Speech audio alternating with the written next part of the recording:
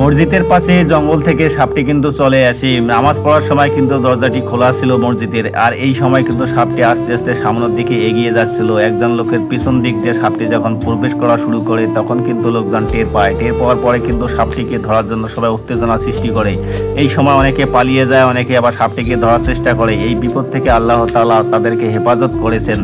এই সাপটি তার কি উদ্দেশ্য নিয়ে যে মসজিদের মধ্যে প্রবেশ করে এই বিষয়টি কেউ বলতে পারবে না, কারণ হচ্ছে এটা একমাত্র আল্লাহ তাআলা ছাড়া কেউ জানে না আসলে সে কি সাপ না অন্য কিছু হতেও তো পারে।